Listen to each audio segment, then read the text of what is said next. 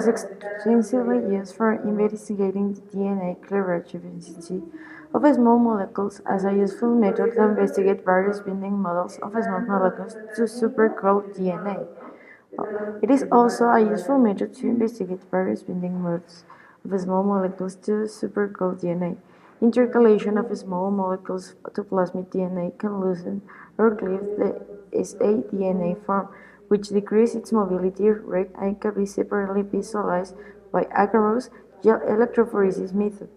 Whereas a simple electrostatic interaction of small molecules to DNA does not significantly influence the CS form of plasmid DNA, thus the mobility of supercoiled DNA does not get changed.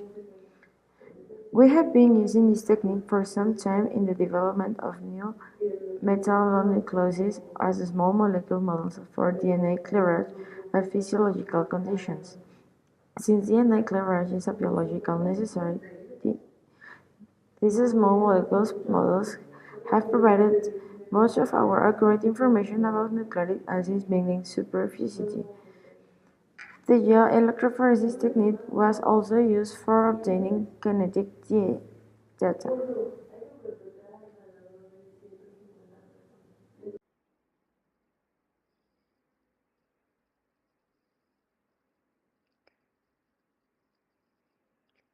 The agarose was dissolved by microwaving for 1 or 2 minutes for periods of 30 and 45 seconds until the solution was homogeneous. Next, we let it cool it down for almost like 3 minutes so that it didn't start solidifying in the flask. Then we poured down slowly to avoid the formation of the bubbles the solution in the gel tray that has the comb in it, and wait for the gel to solidify in the tray. Once solidified, the agarose gel will be placed in the gel box of the electrophoresis unit, and also we will put the TBE 0.5x as a running buffer, making sure the gel is covered and it doesn't surpass the maximum capacity of the electrophoresis box. Then we will proceed with the preparation of the samples. We will use the loading buffer gel red in a concentration of 0.3x and the amount for each sample.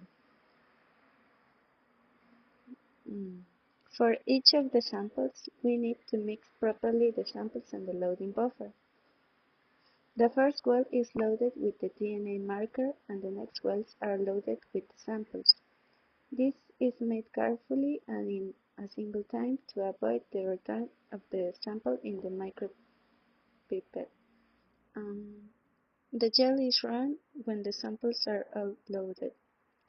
The conditions, which will be time and voltage, are determined by the agarose concentration. In this case, we run the gel at 120 volts and 45 minutes. After the time is reached, we disconnect the electrophoresis box, remove the electrodes and the gel. The gel is visualized by the transilluminator and the image is recovered. As shown in the image, 4 different electrophoreses were made, changing the concentration of the agarose in the gels and also changing the running buffers. Talking about the marker, we obtained different results in the different gels. In the first one, the marker didn't show up. In the second one, 9 stripes of the marker were shown. In the third one, 6 stripes of the marker were shown. And finally, in the fourth one, 12 stripes of the marker were shown. These 12 stripes were most... In the second line of the electrophoresis gel, there is the PCR product. In the first gel, it is shown only one stripe that is blurred from the top to the end of the gel. On the other 3 gels, there are shown 2 bands of the PCR product. In In the third lane, the human genomic DNA was run. In the first gel, it is observed that the DNA or the dye ran quickly and could get to the other side of the gel or also out of it.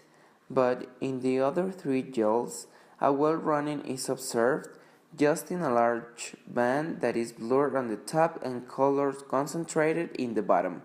Those bands reached a good distance and are in a correct range in the gel. In the fourth line, plasmid P Pro X was run.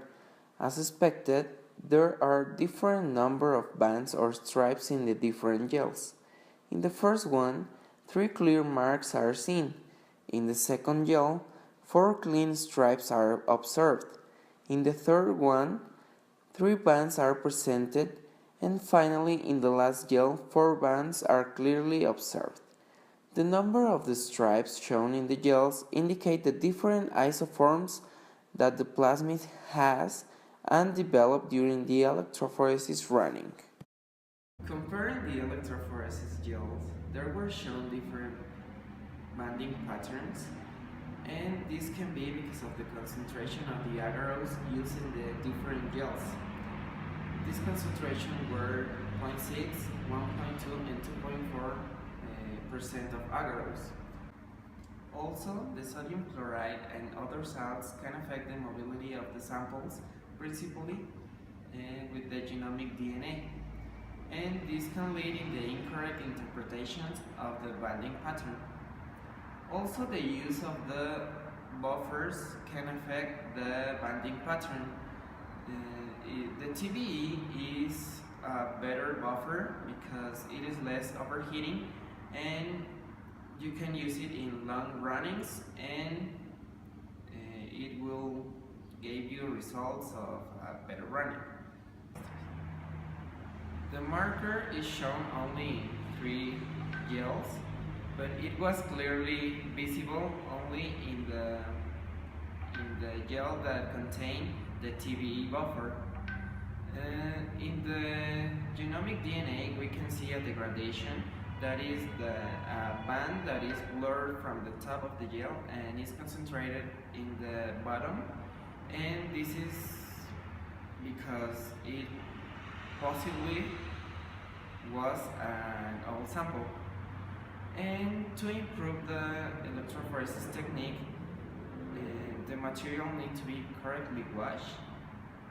We need to make sure that the concentration is the correct to run a sample of a determined size, and the marker is used according to the sample size.